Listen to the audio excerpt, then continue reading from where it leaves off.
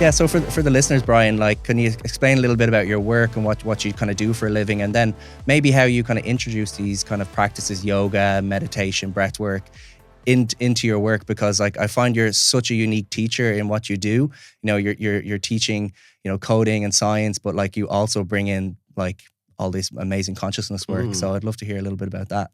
Yeah, thank you. So I teach computer science in TU Dublin. I've been teaching for about, I think, nearly 23 years. And also I'm a graduate of the school. And early on in my career, I got into the idea of teaching games. And so I started teaching game development about 20 years ago. And really, I'm kind of more interested in the sort of creative aspects or creative side of computer science. So I've taught like music stuff. And in the last few years, I've teaching big groups this thing called creative coding, which is making art out of code. And why I like this kind of realm of, we say, kind of digital creativity, I just find, I think it's because I was a child, I got into like writing computer games, and I got into maybe this fascination with the thinking machines from a very, very young age. So I think it's great to have been able to spend my time. What I wanted to say is about flow states, right? So I think you learn best kind of if you're in a flow state because you're open and the learning is very unconscious. And so I feel teaching this kind of creative coding stuff, for me, I'm trying to get my students into a flow state. So there's no resistance between them and the learning and them and the machine. So I do this thing where the students make, for example, a music project over the semester, and they have to pick a piece of music and they do a piece of visual art. And these are computer science students. So the piece of visual art they write using this framework called processing. And then at the end of it, they have to do a live performance. So they stand up and they have their, music playing and their visuals created. So this is absolutely great crack. And like, I suppose we can get deeper and deeper into this kind of realm of creativity over the years.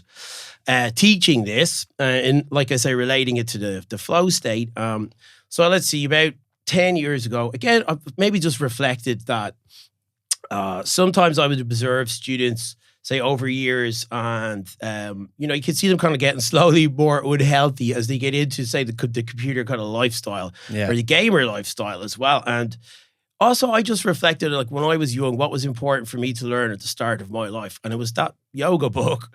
So I decided to start trying to introduce yoga into my classes, and so I started teaching yoga in first year, just like 15-minute icebreaker kind of thing. And I've been doing that for years now. And I've taught hundreds of students, thousands of students at this stage. I've introduced them to yoga. During the pandemic, one of my first year classes, I did yoga online with them every week for about the whole year I was teaching them. And also do the breath work. So I think it's important. Not all of them get it, not all of them even want to get it. So I've kind of like, I have a kind of more balanced view now. Not attachment to kind of the outcomes. Exactly. Yeah, but it's great crack. I mean, sometimes I bring the students up onto the roof and we do yoga together. I teach them songs, which is brilliant because I also want them to get used to being around each other and, saying, like, just being more free with their not too attached to, I suppose that they don't always know each other. So I want to get them all hanging out together. And so we all do stupid things together. Like we'll do, but I've done breath work. I've done singing with them. I've taught them songs. Taught them dances. I've done big groups as well. So all of the incoming first years for the last few years, I do a yoga session with. So I'm sometimes in a room with maybe, I think there's over 200 students. And I have a kind of a nice, simple thing that I do. I call it kind of like body consciousness. So they sort of check in with we do stretches of all the different parts of the body. And they're also sort of focused on ones that are particularly relevant for people working in the digital realm. I would like to see everybody have stand-up desk, speakers either side where they can dance while they're actually coding or working, and a yoga mat beside their workspace then where they can go and basically chill out and do yoga. And just like your great. work. That's my workspace. Your workspace I've seen a few times. It's amazing. Yeah, but that's it. So for me, the teaching has been, I suppose my school's always been very supportive. They've always let me have the freedom to like explore these, I suppose, more experimental ways of teaching and engagement. And it's, for me, it's grand. I'm happy. I really enjoy this kind of way. I feel my students learn core skills. They learn the for loop, the if statement, all the variables and stuff, but they do it by creating colors, creating sounds, creating shapes. It's amazing. Bringing the creativity in. Linking up the sound with the colors and shapes, And now I want to try and bring physical movement in as well, because we have the Quest 3 headsets, so we can track movement. I have motion capture I've been doing recently as well. Wow. And creating holograms and stuff, And I want to work with, for example, the Drama Society. I want to work with the TU Dublin Dance Sock as well to mocap them and bring them into holographic form. So I think there's all of these wonderful ways. The realm of the computer is just so vast and so creative. That's amazing, because you're really kind of changing the culture, because I think the culture of like probably computer science the last number of years is like very insulated, very sedentary. Like you're just sitting there, right? You're just very focused, just you and the computer. Where it seems like you're spreading it out, you're connecting it. Definitely, I'll tell you what my theory about this is. Right, so Ireland, as you know, we're a great country. We love our country. We get like 60% of our revenue, even more than that, I'm pretty sure. A huge percentage of the revenue for Ireland comes from tech companies, American tech companies, right? Apple, Microsoft, Google, and so on. And Ireland really doesn't earn that money, What do? We have, I guess, a lot of people working in software, and we have like hundreds of students coming through. But we don't have a kind of an indigenous we don't have a lot of indigenous growth and indigenous culture here, because we're so dependent on this. All the salaries of the teachers, the salaries of the politicians, everybody's salaries in the public sector is paid for. For the majority of that is paid for by these American companies. And a lot of those companies, for example, are mining cobalt out in Africa. And there's people the other side of the world that are really suffering because we are doing well in Ireland. So my feeling is we need to grow our own cultures, our own industries in Ireland to replace all of this. Why are we so focused on our entire country is based on this model of pursuing these American, not there's nothing wrong with American companies. Ireland is great, but the €2 billion children's hospital, there's no sense in Ireland of there being any limit to this money. Yeah. And all the Apple money. I don't know in the long term if that's a good thing for Ireland to be so, we're so focused on that. Yeah. And then of course, alcohol is the other big contributor to the Irish economy, because tourism is so huge, and the Diageo Corporation pays something like $9 billion a year in taxes, comparable, I think, to Apple. So we're basically, our economy is number one, foreign companies, grand. Number two, alcohol. And anyway, I think we should be taking all that money and doing creative things with it. It should be funded into the arts. It should be traditional music, holograms. We should have lots of students doing startups instead of necessarily going into their work placement and they go into a job at the end of it.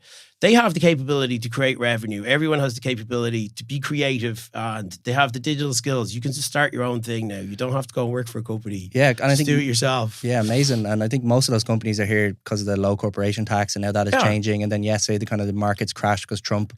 Well, he's going to be in power, and he's saying he wants to bring back all these industries now to America. So, Ireland will be in a very difficult position if all of these big multinationals move out. Think of Grand Canal Dock, like most of those apartments. I know. Most of that economy down there, the shops, all the office spaces, or all these big tech companies. If they leave, we're going to have ghost towns. I know. Yeah. Also, do we really want people sitting in offices all day as well? Surely there must be more things for Irish people to do other than sitting in offices. Yeah, like I was talking to a friend there the other day, and they've had a remote work policy, right? And now the last few weeks they've changed the remote work policy because some of the CEOs came into the building and the buildings were empty, and they were like, where are all the staff? Why are we paying for this big building? Make the staff come back in. Right. But the staff are happier at home. They get to do their yoga, they get to go for their walks, they do their stretching when they're working, they make their own food.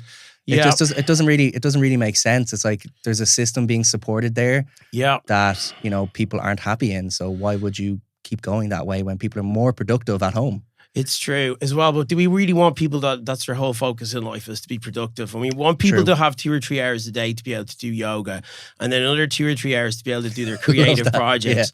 Yeah. And then, if you've got family and stuff, well, obviously that's going to take up a long time. But, we want to, we got to move from this way of living, which is based around, money and growth. And we have to start living, I'm a bit of a, like, I want Ireland to be a psychedelic utopia, I want it to be like traditional music and culture and art and growth and people living in harmony, no fighting. We all live together, use our own playing indigenous traditional medicine. music. Exactly. Teaching yoga in the schools. Yeah.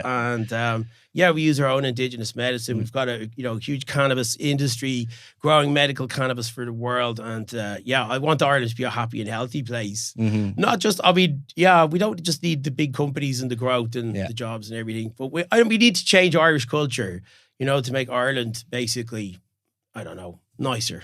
Yeah, because we're quite I think an entrepreneurial kind of nation as well, and like the island of saints and scholars and poets, and true. Like, how can we like really water those kind of seeds and nurture those kind of foundations for us as a nation, rather than like shoehorning us into like another kind of way of being. Exactly. Well, I'll tell you one thing, and maybe because I don't have really a plan or anything for this, but like one thing you don't hear politicians really giving is a vision for Ireland and what Ireland is going to be like in 10 years or 20 years or 50 years or 100 years. Even what the nation is, it's all 4 years, isn't it? It's like even the manifestos out there recently. It's just like it's very reactionary. Exactly. We're going to put €1,000 for every child. We're going to give you this amount of money every month. It's okay, but it's just it reduces Ireland to being like running a business. Just keeping the money flowing in and out, and that's to some degree what countries are. They have to get the money in. They have to pay all the public servants. Ireland Incorporated. It is a corporation, absolutely, definitely. So I think people like you, let's start the conversation around vision for Ireland.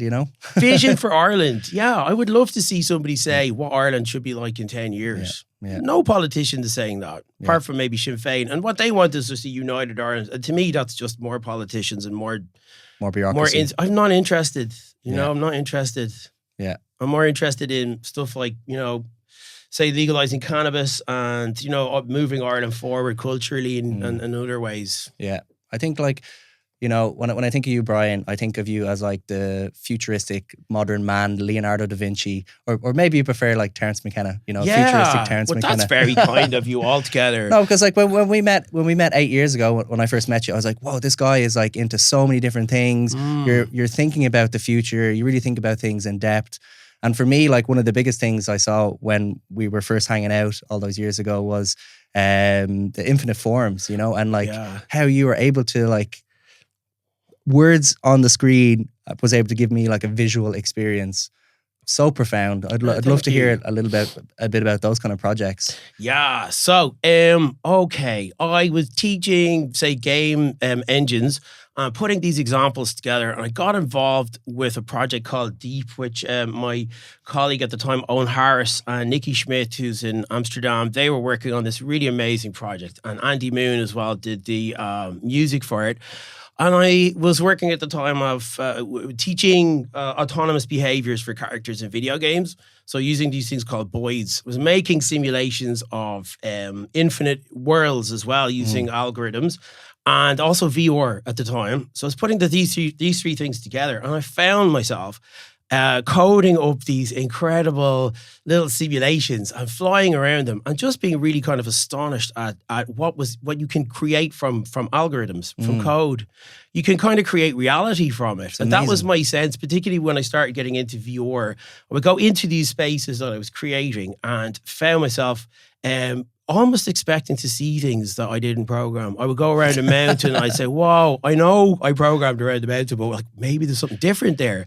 The amazing thing is as well with computer science, and it's like life, you get emergence. So you do get things in these simulations that you don't necessarily program. Yeah, I remember when the dolphins started to do something, you were like, I didn't tell it to do that. It to do that. Yeah. So there's like a random element in these things. But what I was programming is these simulations of autonomous behaviors. So you can prioritize the behaviors, weight them. And then also I had procedural animations for all of the creatures. So they looked quite realistic in their movements.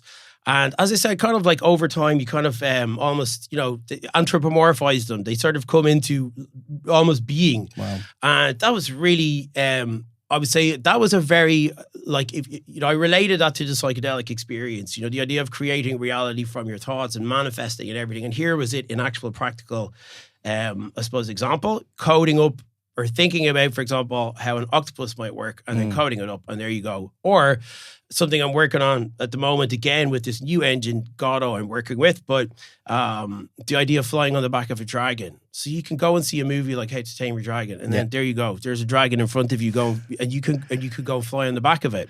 So it's crowding up all of this stuff. Incredible. And also like relating a lot of computer science concepts like cellular automata, which you might be familiar with even through your genetics and stuff. So it's this mathematician called John Conway created these algorithms in the 70s for simulating biological systems using a technique called cellular automata.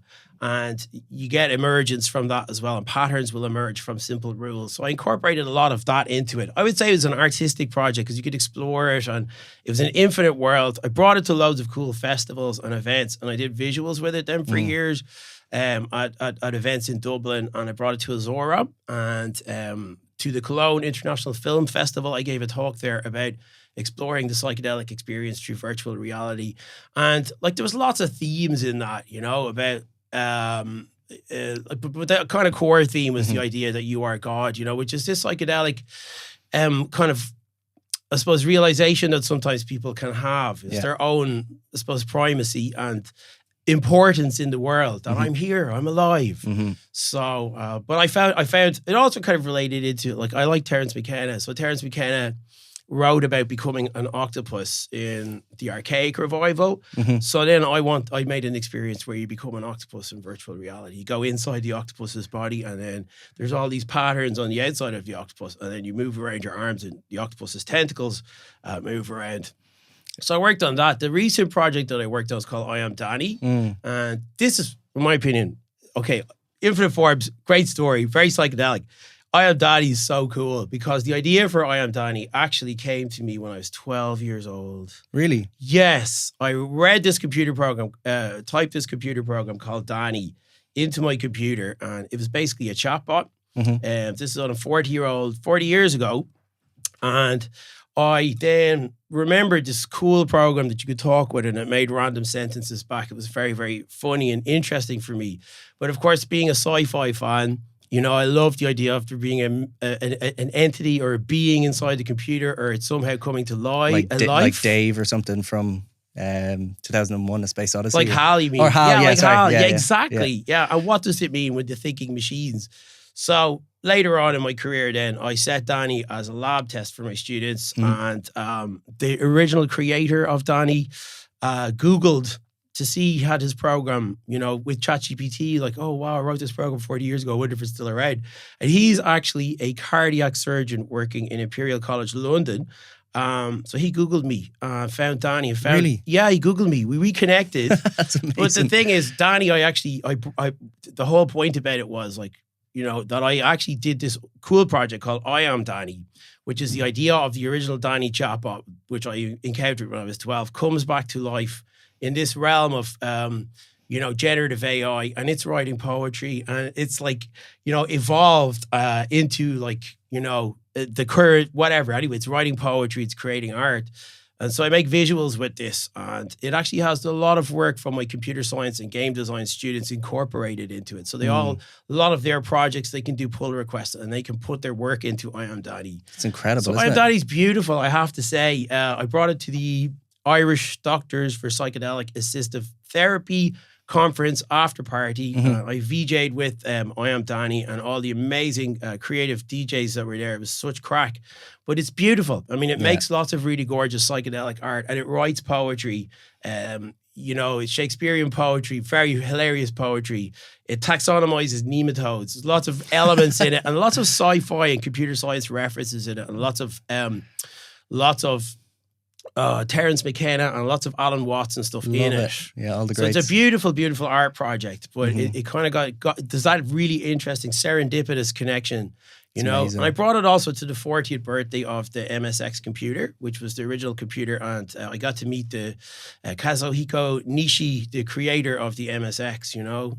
My dad bought me that computer when I was 12. Wow. And it's just incredible. I had an experience after MSX Go to 40, and I've been VJing with I.am.DANI, and it's such an incredible experience for me. Like, and, you know, you think of frequencies and vibrations. This is a vibration of an event that happened when my dad bought me that computer 40 years ago.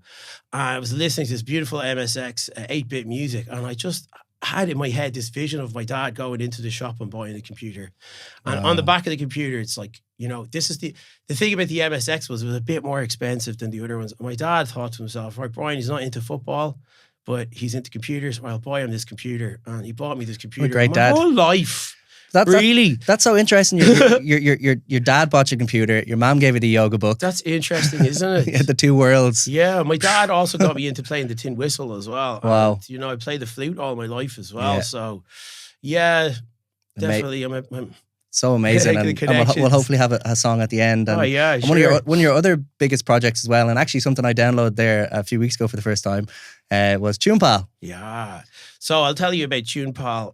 Again, this was a project that started probably when I was an undergraduate in Kevin Street. My final year project was all about recognizing sheet music from books. But anyway, I developed this project for my PhD. I remember, well, I won't go into too much detail, but I'll briefly tell you the project anyway. It's called TunePal. It allows people to recognize a tune from live playing. So it has a database of about 23,000 tunes. Like in a trad session. In a trad session, yeah. And it came out in around about, let's see, I think the first version for the iPhone was 2010. And it came out around about the same time as the iPhone 3. iPhone started to become popular.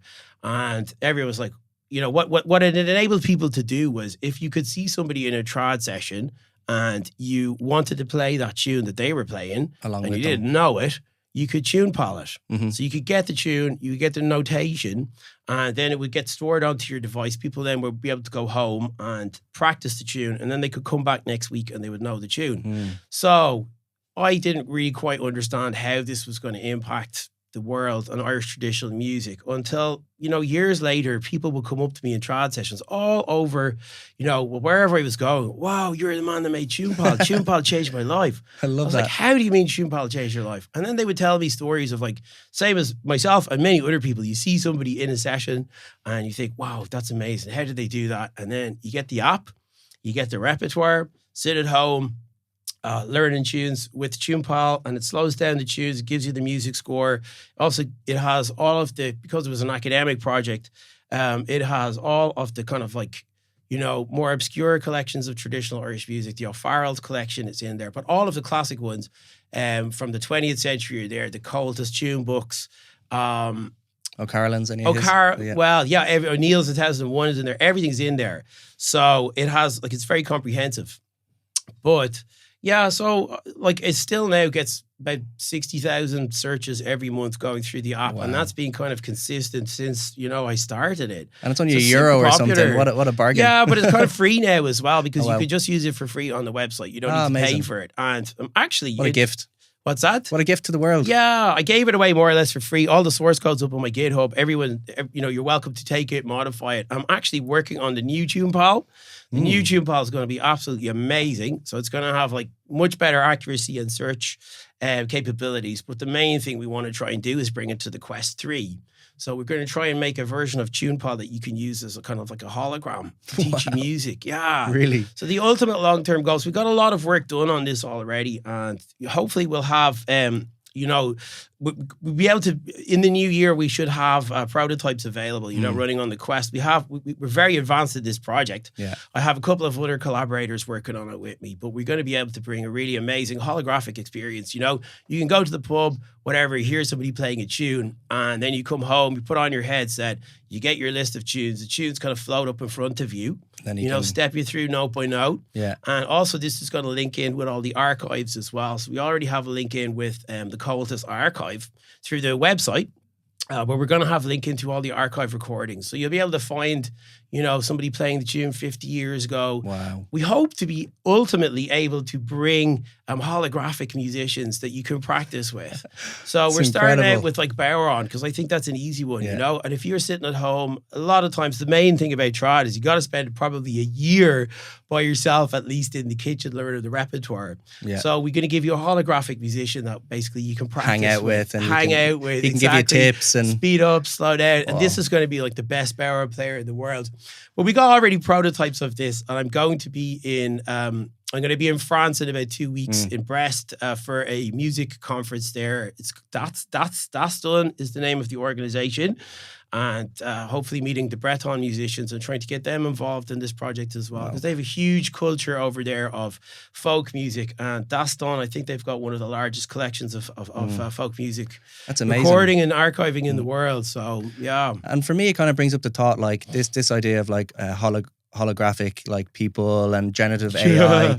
I think a lot of people have a lot of fear, like we were talking about at the start, a lot of fear around AI and like how it's like bringing us down like a very like apocalyptic almost like course. But something like this is so exciting. And what's your kind of thought on like the fear around AI, and are people not seeing the usefulness, the use cases, the benefits that humanity can potentially have, and the problems that we can work on and solve? Yeah, I definitely think it poses challenges. There's undoubted challenges, because it's very provocative. This technology is very challenging. When it's disruptor, really. It's disruptor. For example, when people maybe spend, like to give one example, if somebody spends a long time learning, for example, how to do a 3D model, and they want to get a job as a 3D modeler in the game industry, and suddenly there's an AI that is able to generate really brilliant 3D models and do a lot of that stuff, then that is a challenge for somebody whose identity is attached to the idea of doing that thing. But I think the other perspective on that is, if you are a person that wants to create whatever, if you're a creator, a doer, then the technology potentially is a 10xer, if you want to use that expression. Yeah. In other words, it enables me, for example, that can't do lots of things. I can just get AI to do the things that I can't do. And ultimately, I want to clone myself, because I have so many ideas and so many projects and so many, upload your consciousness. Well, I just want to be able to make multiples of myself that I could potentially. I don't know how this would work. I mean, I'm pretty sure I can clone myself as a hologram that knows a lot of my knowledge, for example, because I've recorded all my lectures for a good few years. I'm pretty sure I could train AI on a hologram to maybe teach computer science. So that would be pretty cool, wouldn't it? Imagine that. Imagine all incoming students were given a holographic Brian. Basically, or it doesn't have to be called Brian, but and they basically guides them through their 4 years of college, teaching them, supporting them, whatever. That idea is actually not very far-fetched, because already that's there in the form of ChatGPT. That is guiding people through their education and teaching people things. I think they had holographic 2-pack at a concert a few years ago, I saw. Wow. Yeah. One of my students was just back from London, and they were at a holographic musician performance. So there's actually, it's a thing. So this is an entirely generated hologram, like there's no real person behind it. And how do you see kind of like humanity and AI? Do you think we'll merge? We'll be friends? Will there be the singularity within our lifetime, do you think, or something? It's interesting. I find it all, I'm kind of 6 inches off the ground on this one, I don't think we'll say the awakening of humanity, it might happen through this. It might happen through this, and this maybe is another mode that it will happen. We say the elevation of human consciousness on a mass scale. This could be part of it. Yeah. What do you mean by that? Because like a lot of people like expanding consciousness, raising consciousness, elevating consciousness. Like what do you think that means? Yeah, that's a deep one. But I suppose like in an essential level, I give you maybe the example of TikTok, right? Yeah. And how I think TikTok is to some degree a psychedelic, a cultural psychedelic, because it links up people and it exposes people to many different points of view over a short period of time. Yeah. So suddenly, if you spend one day on TikTok, you see the world of maybe, I don't know, 1,000 people, different points of view. Totally. If you go down one rabbit hole on TikTok will realize you're getting bored. It will send you something from the opposite point of view. Yeah. So it's always kind of teaching people and waking people up, you know? That's why I think to be honest, the American government and countries like that don't want it. Yeah. Because people link up through TikTok and learn things very quickly. And it's creating too much, like maybe awareness and self-realization that Exactly. people kind of understanding themselves more, getting different perspectives, seeing like, you know, being less reactive, being able to see things, as I say, from multiple points of view, because there's always multiple points of view, and words are not real either. You know, people get very attached to words.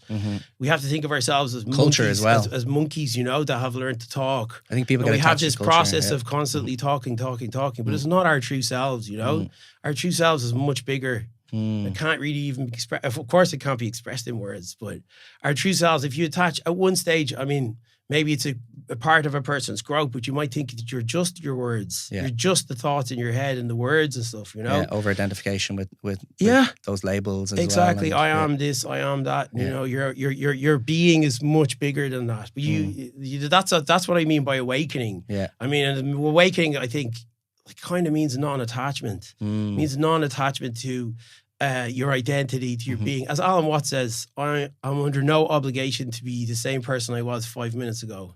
I think that's brilliant. It means I'm nothing. You know, I'm not a lecturer. I'm not a flute player. I'm not a yoga person. I'm nobody. I can be anything I want. That's why I feel the multidimensional. It gives you freedom. Then, absolute freedom. Yeah. And like, of course, you have emotions, and emotions are a terrible guide to your life and reality, because you're going to have ups and downs all the time. Yeah. And your emotional responses, just who knows, like what? They don't mean anything, really. You have to be 6 inches off the ground, your emotion. I know this is a person that had, you know, problems with my mental health for a good few years. And strong, I wouldn't say attachment to my emotions. My emotions, if I had believed my emotions, I wouldn't be here. You know? So you have to be 6 inches off the ground. 100%. And it's so interesting how language can really construct our reality, you know? And, you know, when I went to my first meditation retreat, I really got a grasp on, you know, my language, how I'm speaking to myself. And, you know, through kind of researching this, I saw like in the Irish language, we don't say like, I am sad. You know, we don't have over-identification with the sadness in terms of the ego and the personality. It's like sadness is on me. Yeah, that's and interesting. that's not my default state. You know, it's like an emotion comes, it's not who you are, and it kind of moves through. But like the power of language to really construct our reality, that's like huge, isn't it? It's it definitely is. Like, I suppose, like as Terence McKenna would say, there's no table here, you know. And it's true, there's no table here. There's no room here. It's to me, that's obviously self-evident, but maybe that's, as I say, like that's, you know, because I've kind of got to a stage of life now when and I've read a lot of things that resonate with me, and the older I get, the more they resonate. Like the book, Alan Watts' The Book, which is all about being playful and change. That was one of the first books I read. You are here, Thich Nhat Hanh, all about mindfulness. The book, Alan Watts. Wow. And then Awareness, Andy DeMello. Like those three guys, like, sledgehammer to my consciousness. Definitely. Yeah. You know, and made me just realize, you know, so much. And the same in the Buddhist philosophy, you know, like the kind of theory of emptiness. Like if you go into this table and go deep enough, there's actually nothing there. Yeah. You know, you go down into the atom level, and in between the atoms, it's just energy. Exactly. You know, and then emptiness. And what else is there? Only the present moment and this and the full perfection of it. Yeah. Yeah, we're here now, you know? Yeah, beautiful. Another Alan Watts one is I really love. Reality is gorgeous. It is the plenum, the fullness of total joy. You know, and I guess if you're in a bad place and you don't understand that, it's true. It's true. I mean, it is the truth. We're alive. I mean, that's alone is like even sitting quietly in a room by yourself, I feel now at this point in my life as well, I just feel so happy to be alive, so happy to be here. Every day is an amazing adventure. Yeah.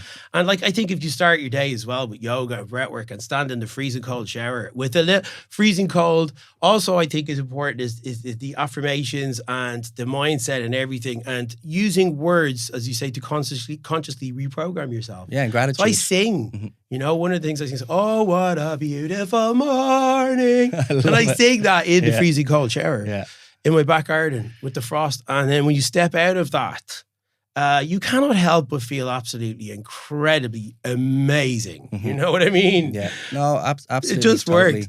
It's a combination of things. And sometimes, like, if I need to recover, I will stand before the shower, before you call the shower, and say, Lord, wash away my iniquity and cleanse me from my sin. And I stand under it, and all the bad goes away, and I come out refreshed and clean and new.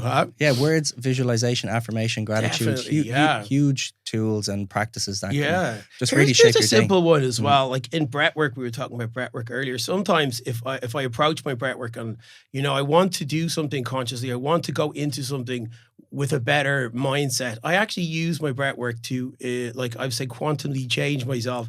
In other words, I'll use words when I'm doing my breathwork. I'll say, healing, wellness, gratitude, all my cells are healing, everything is brilliant, I'm so happy, I love myself. I say that in the middle of my breath work, and that actually, that's it. Yeah, it's like you're rewiring your brain, Yeah.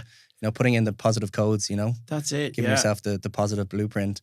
And we met through the world of psychedelics, and psychedelics, huge part of my journey. And I think, psychedelics were a huge part of my journey by this, having my perception of myself open, where I could reintroduce these new ways of thinking, new ways of being. Can you speak to that?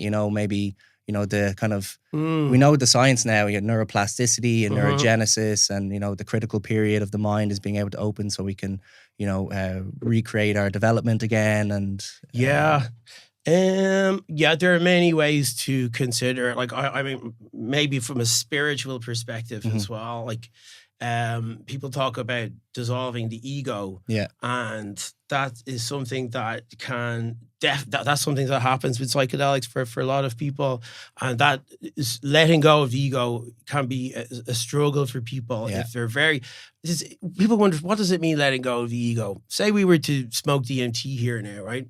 And I'm in my head thinking, oh, I better make sure that I do this right, and I better make sure that everybody's looking at me, whatever. That's the ego, and like letting go of ego means letting go of all of that, and letting go of that when you do psychedelics, and it's forced into the brain, whatever. That's the challenge for people. But I mean, they can be beautiful. Obviously, psychedelic experiences, I've had a few, and they're beautiful as well. Even just the colors, the images, the visuals, the sensations, sensory experience. Yeah. Could you talk, like, one of the biggest psychedelic experiences we can have, and you kind of mentioned at the start of the podcast, would be 5-MEO, DMT, toad medicine. The toad. Bufo alvarius. Alvarius. Creating this, like, almost non-dual unity consciousness, Christ consciousness, so to speak. Absolutely. And that's the ultimate, I suppose, ego death. And I've done toad medicine in my life 4 times with different facilitators and in different circumstances and at different times of my life. The thing about doing toad medicine is it brings you, in my experience, 100% fully present, conscious into the present moment. And so that's when a lot of people experience the huge wave of gratitude and love, because you're just so grateful to be alive. You're alive. You almost like connect back to your primitive self, crawling out of the water and taking the first breath on land and the struggle. That's what you connect in with the toad experience, the toad medicine. It is just an experience, at the end, and people have the toad, and people sometimes venerate the experience and everything, but it's an experience, and we live in this beautiful realm. And you got to integrate whatever knowledge you learn, but it's not a thing that just you have the toad. Sometimes for people it's such a break from reality that it can cause like a lot of growth and a lot of but it can be very challenging because it's very strong medicine. That's one thing I want to preface with. This medicine, out of all psychedelics, is really one not to be messed with. It needs to be held in a very, very strong container. Exactly. And people need a lot of time after for integration. I've heard people taking like 3 years to properly integrate those experiences, and they'd be quite destabilizing as well. Definitely. But also can be, some of the most profound. I mean, the thing about it as well, as I say, like, it's, if you approach it maybe from a spiritual perspective, you want growth, you want knowledge. And that's what it is. It's a gnosis, that's the way I felt about it. It was gnosis. It was knowledge of a different way of existing in this whatever. Like I say, the most I suppose, powerful one I ever had was at the end of Ozora, and it was with Octavio, Octavio Retting, somebody who I have great respect for because he is just a believer in the toad. Yeah. He just says, okay, if something wrong with you, do toad. And if that doesn't work, just do more toad, So quite a controversial figure as well. He is a controversial figure, but definitely is a controversial figure. I would say his self-belief or his belief in the toad often, it helps people to surrender to it. And this particular one for me was the end of Ozora, amazing week. And I gave a talk over there about the psychedelic experience and virtual reality. Brilliant, absolutely brilliant crack putting the talk together and everything. But I was on a reel, I suppose, like at the end of a beautiful week, and I did the toad on a mountain overlooking Ozora. And, instantly I just felt the incredible love, incredible gratitude for Octavio. I just saw a glimpse of something absolutely divine and total love and total surrender. It collapsed onto the grass then in floods of tears. It was very powerful. The thing about it I remember afterwards was struggling to put it into words so I could express to people the experience.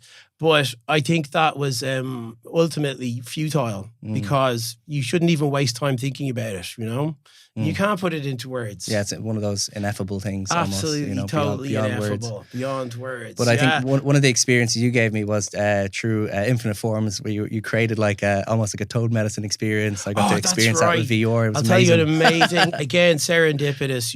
I programmed Infinite Forms, and about a year after I programmed Infinite Forms, I got contacted by a guy called Jackie Boots, a musician, brilliant drummer, who was running a festival in the same place where I'd had the toad medicine a year before. So I went down and I performed with my Infinite Forms Xbox controller, making all this beautiful generative art. And I was able to go into my toad medicine experience in the thing. So it's just beautiful psychedelic kind of experience that happens with all the colors. And it basically expands out the field of view really, really wild. So it's like a 180-degree field of view. And all the colors just come in a beautiful kind of kaleidoscope, which is the only thing you could kind of, maybe remember that aspect of it, the kaleidoscopic aspect of it. Toad medicine, I will say, and I want to do it again because it is absolutely one of the most beautiful and powerful experiences a human being can ever have. I mean that from the bottom of my heart, it really is a privilege, or you're so grateful. In my life, so grateful to have experienced that. Right, it is the experience of the divine. It's the experience, I suppose, that any mystical person or any person that meditates or whatever, they will eventually have that experience, that oneness, a complete being, And what I understand is it's one of those experiences that people say, it could be once in a lifetime, and you get the message, hang up the phone, and then move on with your life. Like you were saying, we're here in this reality. Yeah. We're flesh and blood and bone and enjoy what we have and here. this is beautiful. This is really amazing. This is beautiful, particularly if you feel strong and healthy and happy, and you have you can think any thought, you can do any creative project now.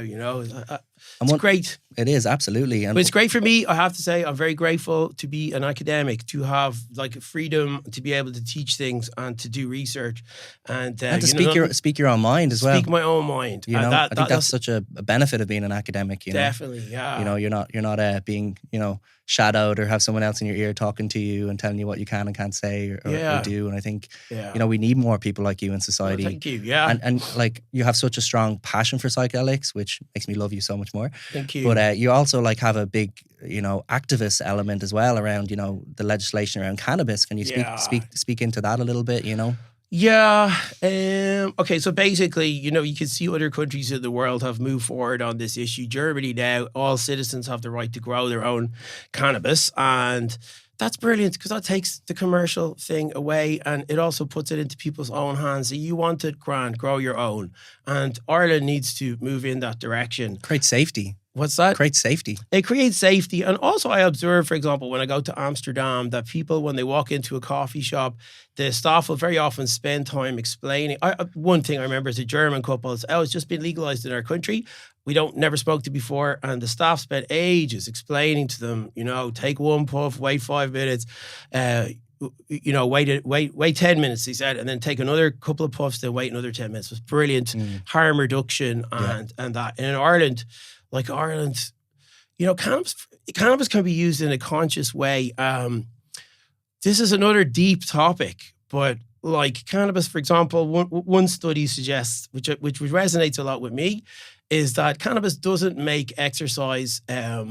It doesn't make exercise, in other words, better for you. But what it does do, it makes exercise more enjoyable.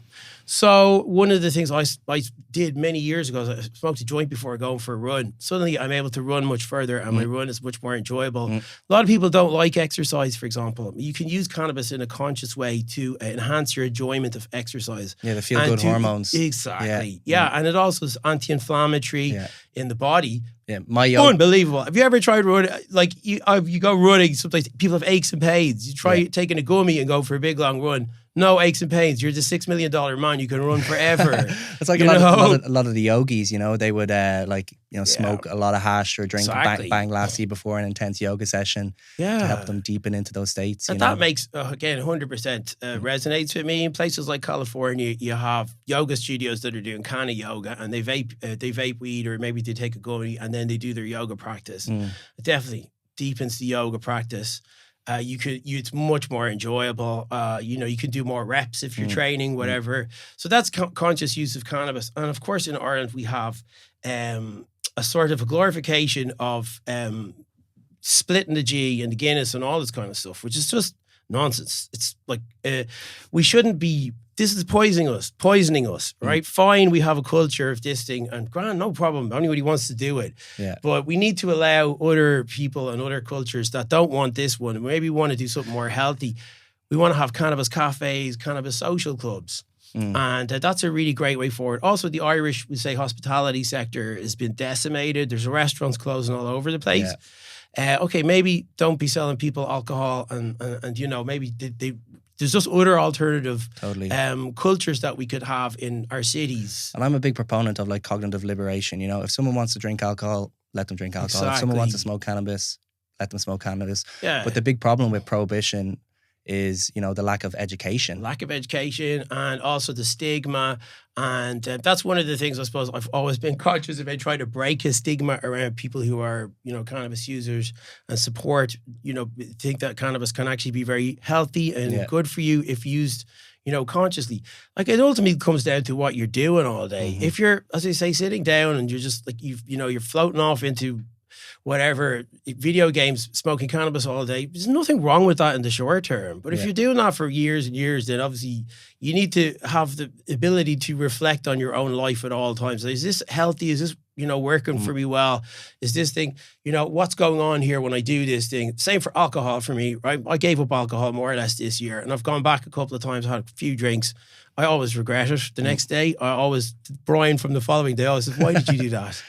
But sometimes you slip in. The devil gets inside, I think. Once the devil gets inside, it's very hard to get the devil out. Yeah. If you go and have it with drinks one day, you're going to probably drink the next day or the next day. That's why alcohol is so addictive.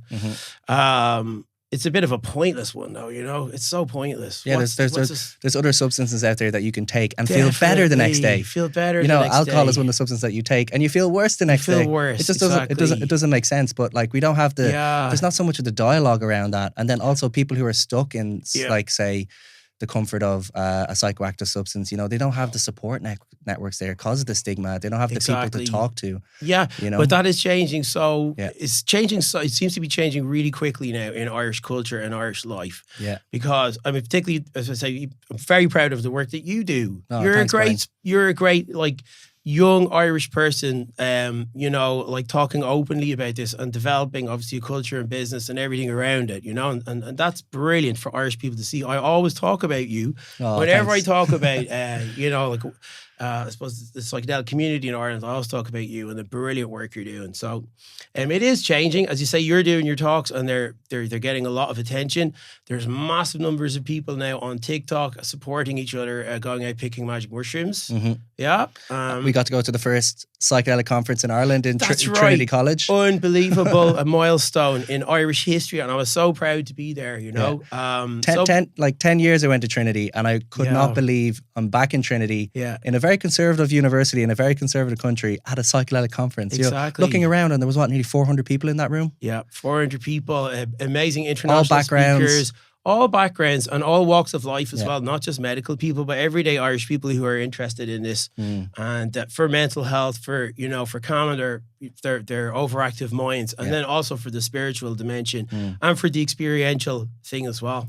So like the psychedelic experience, Timothy Leary talked about it. It is, and Terence McKenna as well. It's like it is a human experience, and Terence McKenna says, like, if you block off the psychedelic experience, it's like saying to somebody, "Don't have sex." Yeah, it is a beautiful, mystical, you know, experience a for rite of many passage, people. almost. A rite of passage, yeah. And it can be so beautiful. And I also used to feel with DMT, like if I was to say to you, like the average person, right, there's aliens. They would say, no, I don't believe it. I'll say, okay, here, smoke this one and you can actually meet them. You know? But then a lot of people would say, I don't want to meet them. Yeah. But it's so true. I mean, the DMT entities, whatever they are, they're out there and they appear. Like when you take like high doses of magic mushrooms, I'm like, oh, there you guys are again. Nice to meet you. Remember last time? Yeah, it was great. And same with the DMT entities. And David Luke, you know, he does a lot of work around DMT entities, and he talks about, you know, having these exceptional human experiences, that we can have our exceptional psychedelic experiences. And they've kind of categorized these mystical experiences. That's right. Like 40 different types of mystical experiences that you could have as a human, you know? And one of the coolest things I think from the research now is they're showing that people who have these mystical or spiritual experiences, they're the most positive indicator of people having, you know, changes in their life, you know, creating behavioral change, thought change, you know, reducing depression and anxiety. So it's so amazing, these experiences that people can have, you know. It is definitely, you know, the neurogenesis is obviously a part of it. But as I say, like if a person has gone their whole lives and they've done certain things repeatedly over and over again, and then suddenly they're into a realm where, you know, even the reality around them is not what it was before.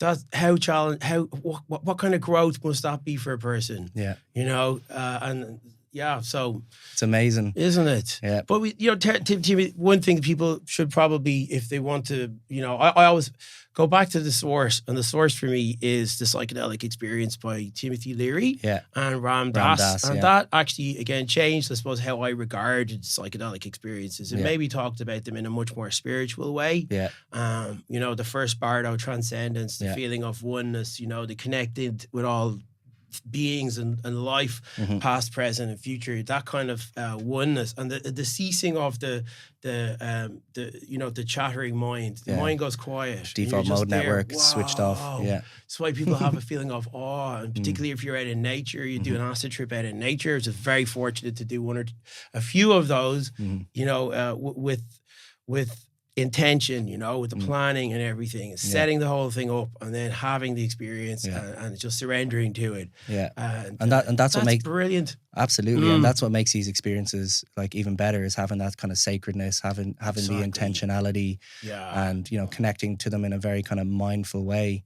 So Brian, before we kind of wrap up, we're nearly at time, but I'd love to hear, just to finish off on your kind of your higher callings of the human spirit. Oh, my higher callings. And then maybe we can have a tune. No problem. Yeah, my higher callings of the human spirit. So, okay, basically the three higher callings for the human spirit for me are art, learning, and love. So if you're trying to wonder, what should I do with life? What direction should I go? If you try and go down one of those three routes, they're the higher callings of the human spirit. You can consciously observe human life and behavior and choose those three things, and they will bring the human project forward. Right? Obviously, this is the way to go.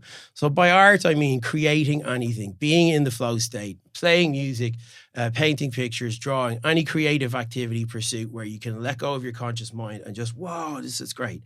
Number two, learn something new. Unbelievably purposeful activity is to just learn a new thing. Constantly learn new things. Computer science is amazing. It's constantly growth, constantly new. I have to throw away the old thing, learn a new way. So, or teach somebody something else. That's your higher purpose. You're living your highest purpose as a human being. That's your purpose on earth. That's what separates us from all the animals, is we learn things and we teach them to others. We write them down. Honestly, that's the only thing that separates us from the nematodes. I love that. The third one then is love. And for me, love is basically caring for another living being. And you know, giving love, looking after somebody, or saying a nice thing to somebody, being nice, being kind, all of those things are loving. And of the highest of all, self-love. Because from a position of self-love, you can love everybody, and you are love. There is no love, you are love, you know? Yeah. But you have to love yourself first. And what is self-love? Doing yoga, doing breath work, working on yourself to improve yourself. You know, that's anytime you're doing that. And if you're really bored, do yoga, do breath work, guaranteed to improve your life. Go for a run. That's all self-love. Oh, beautiful, so Bryan. Yeah. Thank you so much, Bryan. Thank you for Dara. being here. My pleasure. I love you so much. Yeah, I love you too, man. You're a gift to humanity. Oh, thank you. You are too, man. And Thank now we're you. going to have a beautiful tune. Do you want to introduce the song? So this is tribute to Seamus Tansey. This is the Galway Rambler. And it's played in the Seamus Tansey style.